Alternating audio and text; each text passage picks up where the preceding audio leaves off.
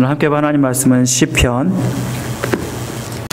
136편입니다. 시편 136편 1절부터 4절까지의 말씀입니다. 시편 136편 1절부터 4절까지의 말씀, 우리 짧은 구절이니까 다 같이 함께 읽도록 하겠습니다. 제가 가지고 있는 성경은 구약 성경 902면에 있습니다. 시편 136편 1절에 4절입니다. 다 같이 읽겠습니다. 시작. 여호와께 감사하라. 그는 선하시며 그 인자하심이 영원함이로다. 신들 중에 뛰어난 하나님께 감사하라. 그 인자하심이 영원함이로다. 주들 중에 뛰어난 주께 감사하라. 그 인자하심이 영원함이로다. 홀로 큰 기이한 일들을 행하시는 이에게 감사하라. 그 인자하심이 영원함이로다. 아멘. 우리 오늘은 추수감사주일입니다. 우리 추수감사절 맞아서 우리 하나님께 우리 영광의 예배를 드리고 있는데요. 우리 먼저 추수감사를 맞아서 우리 아까 하나님께 영광을 박수를 올려드렸다면 우리 이 시간에는 우리 성도들을 향해서 함께 인사를 나누겠습니다. Happy Thanksgiving Day.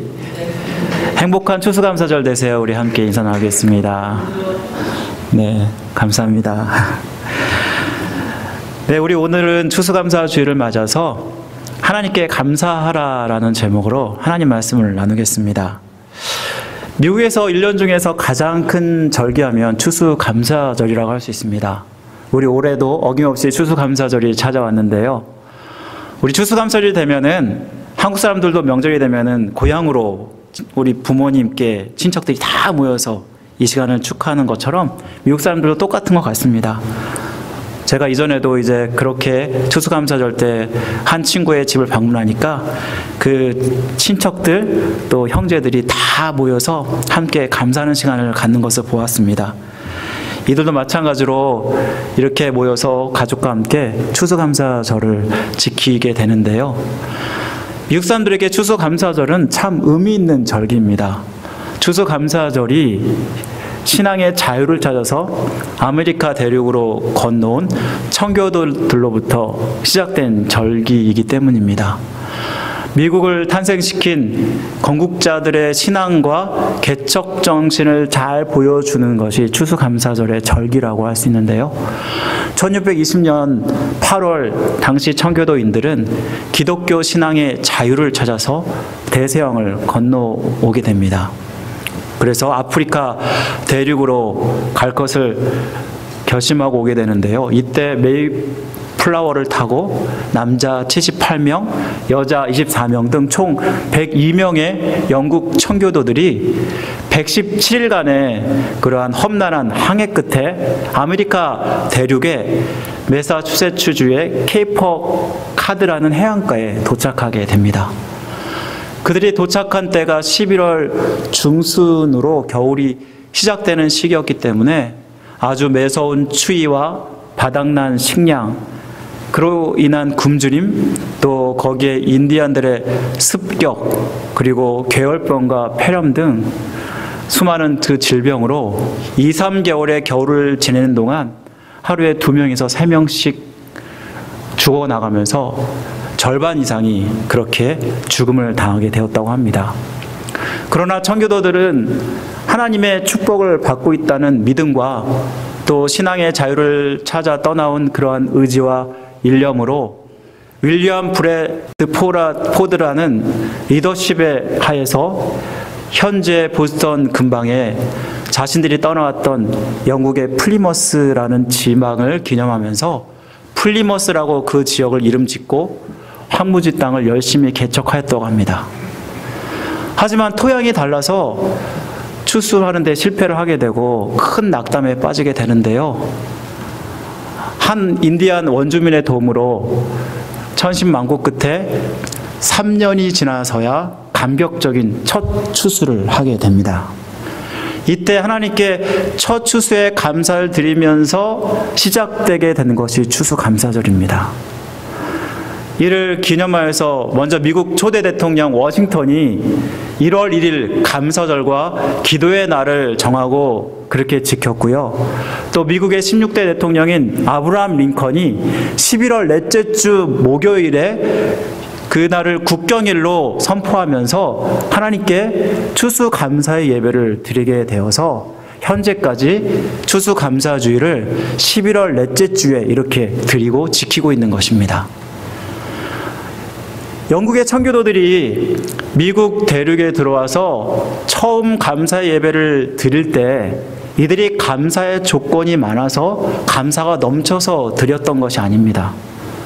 옥수수와 감자와 그런 것으로 연명해야 됐던 그런 시절임에도 불구하고 이들이 하나님께 감사를 드리게 되는데요. 심지어는 생명까지도 아낌없이 드렸던 감사였음을 우리는 기억하게 됩니다.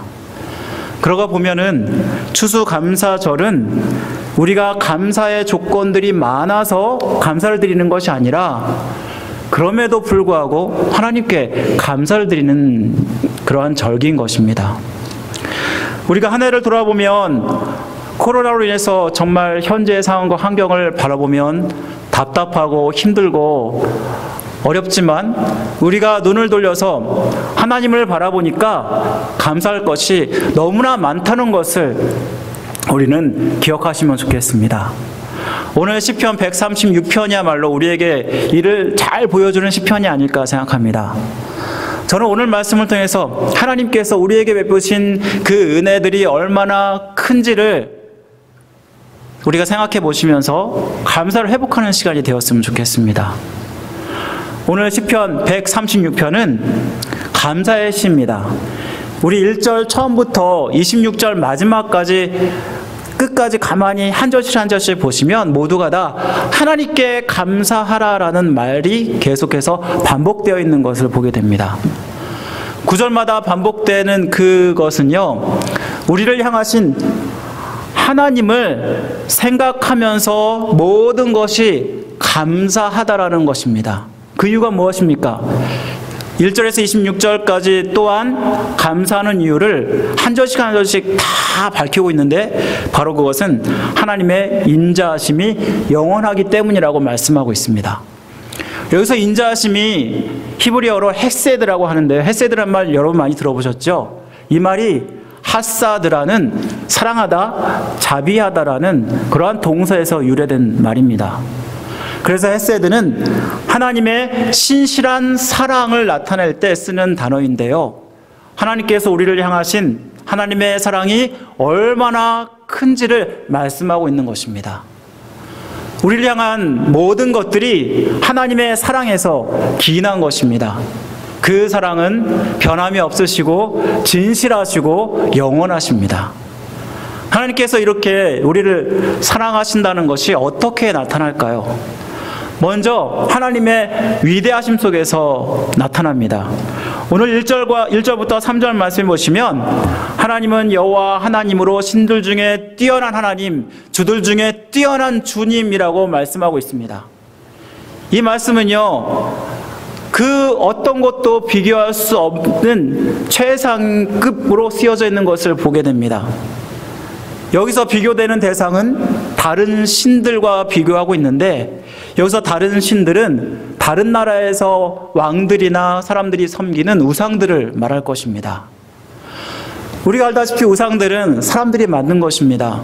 말도 할 수 없고 들을 수도 없고 그러한 가짜 신들입니다. 하나님은 그 어떠한 우상과도 비교할 수 없는 분이십니다. 오직 살아계셔서 역사하시는 분이시고 그분은 영원부터 영원까지 우리 가운데 살아계셔서 일하시는 분이십니다. 모세가 양을 치다가 불이 타고 있는 그러한 떨기나무 숲을 발견하게 되어서 그 떨기나무 앞에 가까이 가게 됩니다. 이것이 모세와 하나님과의 첫 대면인데요. 하나님은 이스라엘 백성들에게 이 모세를 보내시면서 자신을 모세에게 소개합니다. 그때 소개했던 말이 뭐냐면 여호와라는 말이었습니다. 이 여호와라는 말은 다른 뜻으로 야훼라고도 그렇게 발음하기도 하는데요. 이 여호와라는 말이 하야라는 히브리 동사에서 나왔습니다.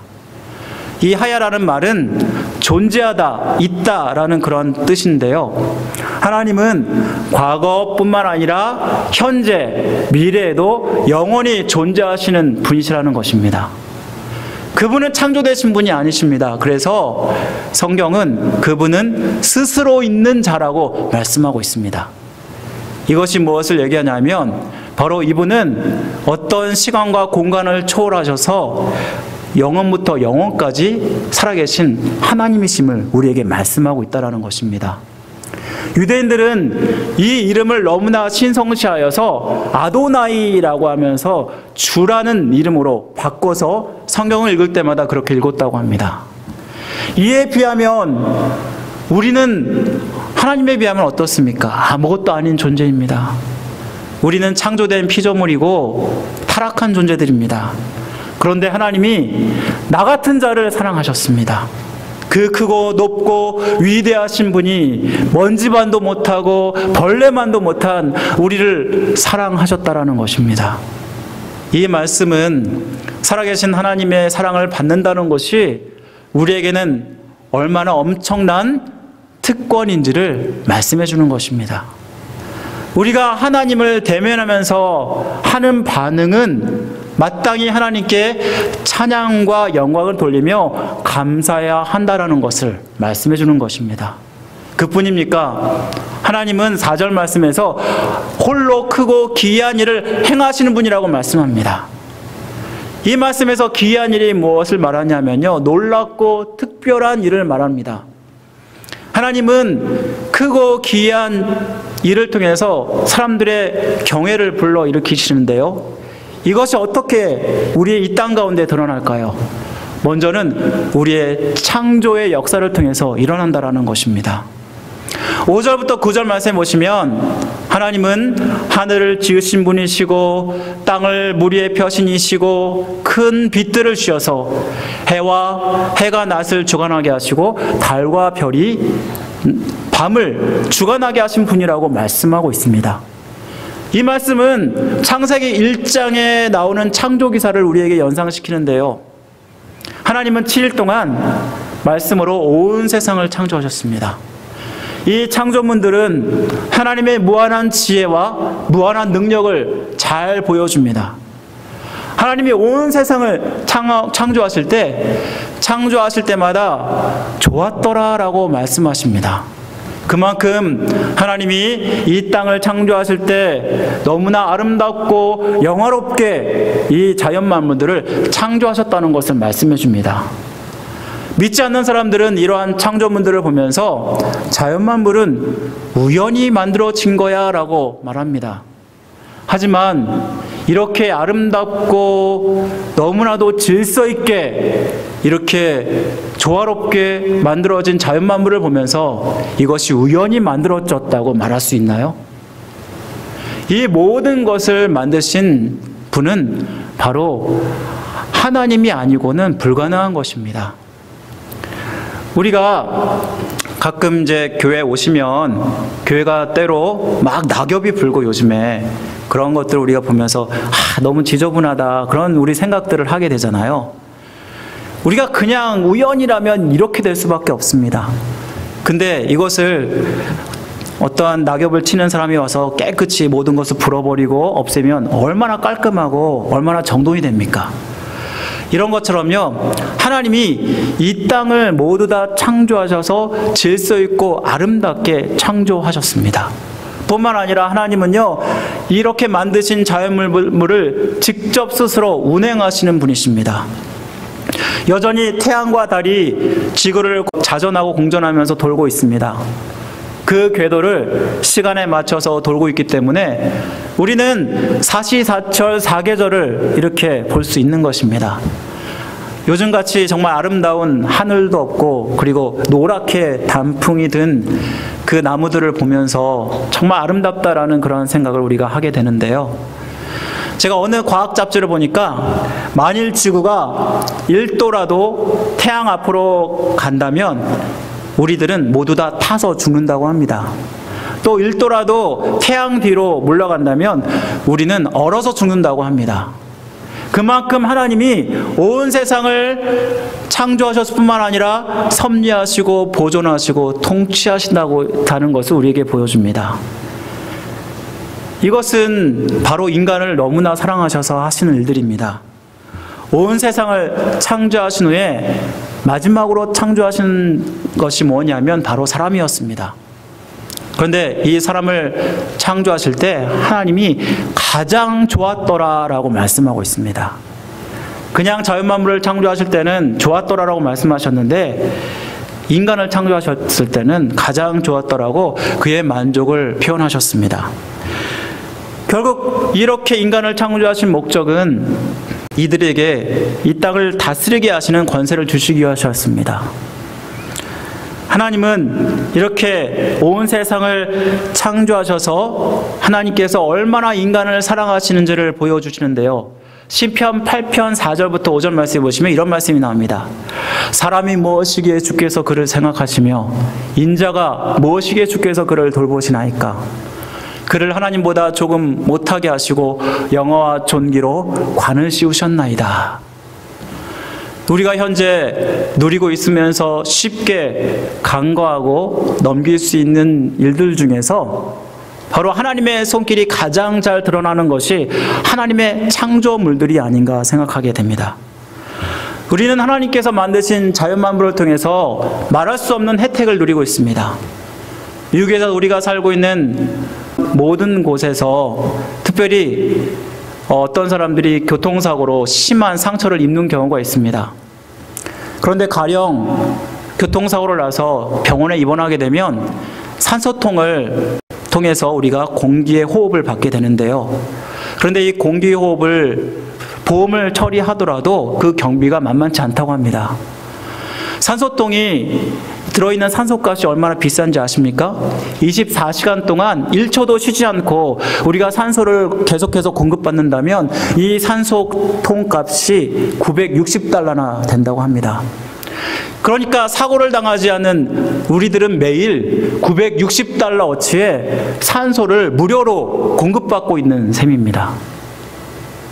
또한 이 산소값뿐만 아니라 전기값을 한번 따져보시기 바랍니다.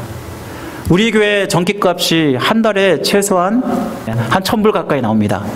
그러면 1년으로 따졌을 때는 한 12,000불 정도가 나올 텐데요. 이것을 전기요금으로 계산할 때 이렇게 많은 돈을 우리가 쓰는데 만약 하나님께서 햇빛 고지서를 우리에게 보내셔서 이것을 내라고 그런다면 우리는 얼마나 많은 돈을 하나님께 내야 될까요? 그런데 우리는 이 햇빛을 받으면서도 우리가 이 햇빛이 얼마나 많은 혜택을 주고 있는지를 우리는 생각하지 못하는 것 같습니다. 우리가 햇빛을 받아서 또한 동식물들이 자라나고요. 그리고 동식물들이 자라는 것에서 우리는 풍성한 오곡백과를 먹지 않습니까? 11월이야말로 추수의 달입니다. 오늘 우리가 풍성한 꽃과 과일을 이렇게 강단 앞에 장식을 했는데요. 우리 이를 위해서 과일을 기부해 주시고 또 수고해 주신 모든 분들께 너무나 감사드립니다. 저는 이번에 강단 장식을 코로나 때문에 해야 될까 말아야 될까 굉장히 생각을 많이 했거든요. 그런데 해야 된다는 생각을 하게 된 것은요. 우리가 이 모든 것들이 어떠한 조건 때문에 감사하는 것이 아니라 하나님께 무조건적으로 감사를 해야 되기 때문이라고 생각합니다. 여러분 이 과일을 보시면서 어떤 생각을 하시게 되나요? 이 풍성한 오곡백과 과일을 보면서 하나님께서 돌보시고 사랑의 손길을 베푸지 않으셨다면 우리가 이러한 오곡백과를 지금 누리고 있을까요? 그렇지 않습니다. 하나님께서 모든 것들을 이렇게 허락해 주셨기 때문에 우리는 이 오곡백과를 통해서 하나님의 사랑의 손길을 직접 눈으로 보게 되고 확인할 수 있는 것입니다. 천지창조하면 하이든이라는 그러한 사람이 생각이 납니다. 하이든이라는 사람이 천지창조라는 그러한 곡을 썼는데요. 성경의 창세기를 근거로 해서 작곡한 곡입니다. 이 곡이 비엔나에서 첫 공연되던 날입니다. 그때 하이드는 몸이 너무 아파서 이 위대한 곡이 공연될 때 환자로서 저 뒤에 발코니에 앉아 있게 되었습니다. 그날 지휘를 맡은 분은 정말 이 음악을 잘 소화해서 놀랍게 지휘를 했습니다. 그래서 연주가 끝날 때 수많은 사람들이 너무나 감동해서 누가 시킨 것도 아닌데 일어나서 지휘자에게 많은 박수를 이렇게 보냈다고 합니다. 그때 이 지휘자는 청중들의 우리와 같은 그러한 박수를 정지시키면서 뒤에 있는 발코니에 앉아있는 하이든을 가리키면서 저분입니다. 저분이 이렇게 놀랍고 아름다운 음악을 작곡했습니다. 라고 그를 칭찬하였습니다. 그때 사람들은 다시 고개를 돌려서 하이든이 앉아있는 발코니 향해서 일제히 일어나서 박수를 치기 시작했습니다. 박수는 그칠 줄을 몰랐습니다. 이때 하이든은 청중들의 박수를 중단시키면서 하늘을 가리키면서 유명한 말을 남겼습니다. 여러분, 나는 아무것도 아닙니다. 하나님이 모든 것입니다. 이것은 하늘로부터 온 것입니다. 주님께서 나에게 지혜를 주셨습니다. 우리 주님께만 영광을 돌리시기 바랍니다. 사랑하는 성도 여러분, 자연 만물을 보면서 하나님의 그 사랑을 느끼시면서 저는 여러분들이 감사를 회복하셨으면 좋겠습니다. 우리는 피조물로 아름다운 자연 만물을 보면서 창조해 주신 하나님이 이를 통해서 얼마나 큰 은혜와 사랑을 베풀어 주시는지를 생각하시면서 우리가 그 감사를 회복하셨으면 좋겠습니다. 또한 하나님의 크고 기이한 일들은 그의 구속 사역 속에서 나타납니다. 오늘 10절부터 24절 말씀은 이를 잘 보여주는데요. 시편 기자는 이스라엘 백성이 출애굽해서 가나안 땅에 정착하기까지의 구속의 역사를 상기하면서 하나님께 감사라고 권면을 하고 있습니다. 이스라엘 백성들이 지금 현재 자유민으로서 누리고 있는 가나안 땅의 모든 기업들은 바로 하나님께서 허락해 주셔서 가능한 것이라고 말씀하고 있습니다. 사실 이스라엘 백성들은 애굽의 노예였습니다. 이들의 과거에 자신들의 처지를 생각하면 감사하지 않을 수가 없는데요. 야곱의 가족들 가뭄을 피해서 요셉이 국무총리로 있었던 애굽으로 오게 됩니다. 그리고 고센 땅이라는 곳에 정착하게 되는데요. 400년이라는 오래된 세월이 흐르면서 이 이스라엘 백성들은 애굽의 바로 왕의 노예가 되어 있었습니다. 이들은 그러면서 얼마나 노예로 억압을 받고 있었는지 모릅니다. 성경에 보면은 이들이 애굽의 국고성과 비돔성을 지으면서 고통을 받았다고 말씀하고 있습니다. 그래서 하나님께 이들이 부르짖었다고 말씀하고 있는데요. 하나님은 아브라함의 언약을 기억하사 모세를 통해서 이스라엘을 구원하시기로 작정하십니다. 이때 하나님이 이 이스라엘 백성을 구원하기 위해서 애굽에 10가지 재앙을 내리시는데, 이렇게 내린 재앙 중에서 이스라엘 백성들을 출애굽하도록 결정적으로 역할을 했던 재앙은 10번째 마지막 재앙이었습니다. 장자를 치는 재앙이었습니다. 그뿐인가요? 출애굽 후에 하나님이 놀라운 능력 속에서 이들을 인도하시면서 감사라고 말씀하고 있는데요. 하나님은 이스라엘 백성들을 다른 길로 아닌 홍해길로 인도하십니다. 앞에는 홍해길이 있고 뒤에는 바로의 군대가 쫓아오고 있는 그러한 상황 속에서 하나님은 그의 놀라우신 능력으로 홍해를 가르는 그러한 일들을 행하십니다. 이스라엘 백성들이 마른 땅처럼 건너가게 하셨고, 이에 반해서 바로의 군대는 홍해 속에서 모두 익사하게 되는 일들이 일어나게 되는데요. 이것이야말로 하나님께 감사하는 일이라고 시편 기자는 하나님을 높이고 있는 모습을 보게 됩니다. 그뿐인가요? 하나님은 광야에서 이들과 함께 하셔서 이들을 보호하시고 돌보시고 감사하게 하셨습니다. 여러분, 광야라는 곳이 어떤 곳인가요? 사람이 절대 살 수 없는 곳입니다. 우리가 생각하는 그 광야는요, 한마디로 모래만 가득한 끝이 없이 펼쳐져 있는 그런 사하라 사막과 같은 곳을 생각하시면 될 것입니다. 일교차가 너무 커서 낮에는 장렬한 태양으로 탈진하기 쉽고요. 또한 밤에는 너무나 추워서 얼어 죽기 쉬운 곳이 이 광야라는 곳입니다. 그런데 하나님은 이스라엘 백성들을 위해서 낮에는 구름 기둥으로 밤에는 불 기둥으로 지키셨습니다. 또한 아무것도 먹을 것이 찾을 수 없는 이 광야 속에서 만나와 메추라기로 먹이시고 그리고 가는 곳마다 반석을 치게 하셔서 물을 나오게 하셔서 마시게 하셨습니다.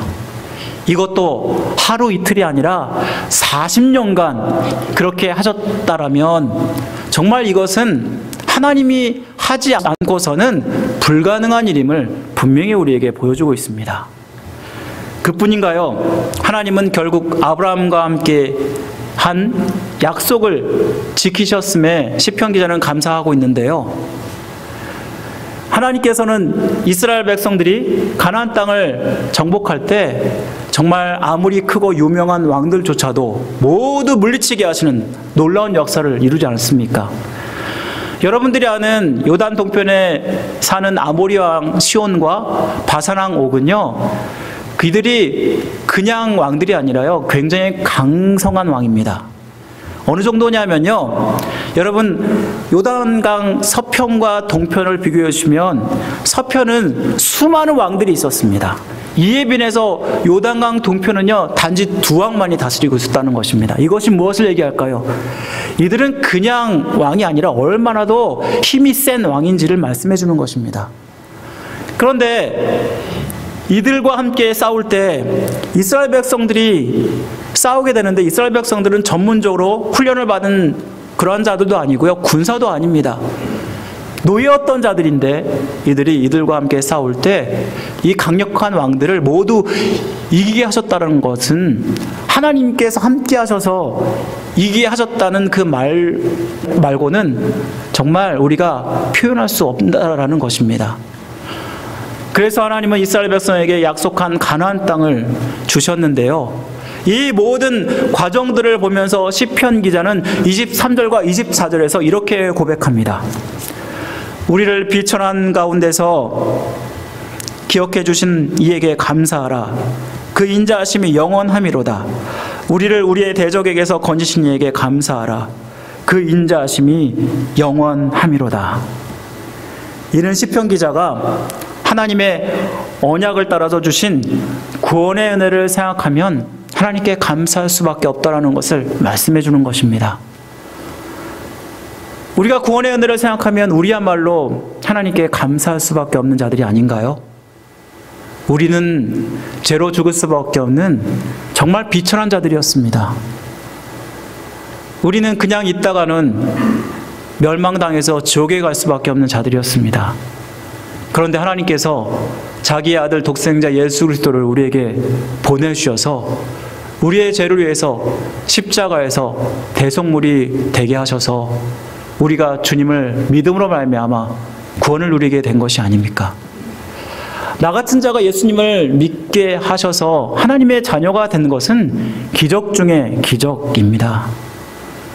주님이 나를 너무나 사랑하셔서 생명도 아끼지 않고 내주신 것은 우리가 구원의 은혜를 누리게 된 것이고, 그래서 감사할 수밖에 없는 것입니다. 우리는 하나님의 구속의 은혜로 살아가는 자들입니다. 우리가 지난주에 추수감사절을 맞아서 가장 먼저 한 것은 성찬식이었습니다. 왜 우리가 성찬식을 먼저 하신 줄 아십니까? 예수님께서 십자가에서 자기의 살을 찢기시고 피를 흘리시면서 생명을 다해 자신을 주신 그 주님의 사랑을 기억하면서 하나님께 먼저 감사하기 위해서였습니다. 하나님은 여전히 하나님의 백성 된 우리를 하늘나라에 이루고 영생에 이르기까지, 그래서 하나님의 하늘의 유산을 받게 하기까지 우리를 돌보시고 인도하시는 분이십니다. 그래서 우리는 하나님의 은혜로 살아갈 수밖에 없는 자들이 아닙니까? 이것이 나의 간증이요, 이것이 나의 찬송일세. 나 사는 동안 끊임없이 구주를 찬송하리로다. 사랑하는 성도 여러분, 추수감사절을 맞아서 하나님께 갚을 수 없는 전적인 은혜와 은총을 받은 자들로서 우리가 평생 주님을 정말 감사하고 찬양하는 여러분들이 되기를 간절히 원합니다. 우리는 하나님을 너무나 감사해도 부족한 자들입니다. 주님이 나를 사랑하신 것처럼 내가 주님을 너무나 사랑하기 때문에 주님 앞에 감사하는 그러한 추수감사절이 되기를 간절히 원합니다. 마지막으로 우리의 삶 속에 간섭하시는 하나님께 우리는 감사할 수밖에 없습니다. 오늘 25절부터 26절 말씀 보시면 하나님께 감사할 대상이 이스라엘 백성에서 인류 전체로 바뀌는 것을 우리는 보게 됩니다. 이는 이스라엘 백성뿐만 아니라 하나님의 은혜를 누리는 모든 인류가 하나님의 창조와 구원의 역사에 감사를 누려야 된다는 것입니다. 하나님은 과거 이스라엘에게만 역사하신 분이 아닙니다. 여전히 현재에도 우리에게도 역사하시는 분이십니다. 과거에 이스라엘 백성들이 육적인 이스라엘 백성들이었다면 우리는 지금 하나님을 믿음으로 말미암아 영적인 이스라엘 백성들이 된 자들입니다. 이것은 무엇을 얘기하냐면 바로 하나님께서 우리도 돌보시고 인도하시는 것을 말씀합니다. 오늘 25절 말씀을 보시기 바랍니다. 우리 다 같이 한번 읽겠습니다. 25절 말씀입니다. 시작. 모든 육체에게 먹을 것을 주신 이에게 감사하라. 그 인자하심이 영원함이로다. 우리의 모든 의식주 속에서 긴밀하게 하나님이 간섭하고 계시다라는 것입니다. 우리가 주님을 믿고 주님의 자녀가 된 이상 더 나를 사랑하시고 나를 보호하시고 나를 돌보십니다. 2020년 가장 큰 이슈가 무엇입니까? 바로 코로나19였을 것입니다. 참 코로나 바이러스로 인해서 참으로 어려운 시절 많은 사람들이 이 코로나 때문에 올 한 해 시간을 잃어버렸다라고 생각하는 사람들이 많은 것 같습니다. 여전히 우리는 이 코로나로 답답하고 지루하고 힘든 고통스러운 날들을 보내고 있습니다. 계속해서 우리가 마스크를 쓰고 거리 두기를 하고 있고요. 또 집안에 갇혀서 활동의 제약을 받고 있지 않습니까? 또 모이고 싶어도 제대로 모여서 친교를 나눌 수 없는 그러한 시절을 지내고 있는데요. 우리는 이러한 어려운 시절 아무것도 못할 것 같고 못 살 것처럼 생각했습니다. 우리가 코로나가 시작한 지가 4월 달이었는데 지금 11월 달이 되었으니까요. 거의 7개월가량을 이렇게 코로나로 지금 고통받고 있습니다. 그런데 우리가 지금까지 끼니 한번 굶지 않게 하셨죠. 또한 하나님이 채우시고 공급하셔서 지금까지 살게 하셔서 여기까지 온 것이 아닙니까? 그래서 이렇게 풍성한 추수감사주의를 맞고 있는 것이 아닌가요? 우리는요, 감사할 조건이 많아서 넘쳐서 감사하는 것이 아니라 하나님께서 베푸신 그 은혜를 생각하시면서 감사해야 되는 것입니다. 하나님께 무조건적인 감사를 하나님께 올려드려야 되지 않을까요? 청교도들이 메이플라워를 타고 미국에 도착하여서 얼마 지나지 않아서 그들 중 반 이상이 굶어 죽었다라고 말씀드렸는데요. 게다가 남아있는 사람들마저 해마다 겹치는 흉년으로 고통을 당했습니다. 도무지 밝은 전망이 보이지 않았는데 그때마다 사람들은 전국적으로 금식 기도를 선포하고 하나님께 매달렸다고 합니다. 하나님, 이 상황을 돌봐 주시옵소서, 우리를 도와주옵소서. 이렇게 금식을 선포하고 기도한 것이 한두 번이 아니었다고 하는데요. 그런데 어느 땐가 또 한 번 대단히 어려운 형편에 놓이게 되자 그들은 다시 금식 기도를 해야 한다고 생각했다고 합니다. 그런데 금식 기도를 놓고 의논하는 자리에서 어떤 농부한 사람이 이렇게 제안했습니다. 지금까지 우리는 금식하면서 하나님께 도와주기를 간절히 기도했습니다. 그런데 이제는 달리 생각했으면 좋겠습니다. 비록 지금 흉년이 들고 형제 자매들이 병으로 인해서 쓰러지고 어려움을 겪고 있지만 이 가운데도 우리가 감사할 그러한 조건들이 있다고 생각합니다. 식량이 풍족치 않고 여건이 우리가 살던 전보다 편안하진 않지만 신앙의 자유가 있고 정치적인 자유가 있고 또 우리 앞에는 광대한 대지가 열려있지 않습니까? 우리가 이것을 가지고 금식 대신에 감사의 기간을 정하고 하나님께 감사를 드리는 것이 어떨까요? 이 농부의 말은 참석한 사람들에게 큰 감화를 주었다고 합니다. 그래서 그때부터는 금식기도 주간을 선포하는 대신에 감사 주간을 선포하면서 하나님께 감사를 올려드렸다고 합니다. 저는 바로 이 추수감사절이 하나님 앞에 감사하는, 무조건적인 감사를 드리는 그러한 감사절이 되기를 원합니다. 사랑하는 성도 여러분, 이번 추수감사절이 그 어느 때보다 저는 감사하는 시간이 되었으면 좋겠습니다. 왜냐하면 비록 코로나로 힘들지만 하나님이 여전히 우리를 돌보시고 또 우리를 지키시고 인도하실 것을 믿기 때문입니다. 그 크고 높으신 그 하나님이 나 같은 자를 돌보십니다. 창조주이시고 구원자이신 그 하나님이 나를 돌보십니다. 그리고 여전히 살아계셔서 나를 영원까지 인도하시면서 우리를 보호하시고 돌보십니다. 이런 하나님을 생각하면 우리가 하나님께 감사해야 되지 않을까요? 사랑하는 성도 여러분, 감사할수록 여러분의 삶 가운데 감사의 조건이 더 많아질 줄 믿습니다. 우리가 추수감사절 비록 힘들고 어려운 시절을 보내고 있지만 이 감사를 통해서 감사가 회복되고 하나님께만 영광을 돌리는 그러한 추수감사절 되기를 주님의 이름으로 간절히 축원드립니다. 다 같이 기도드리겠습니다. 사랑하는 말씀 하나님 아버지 감사합니다.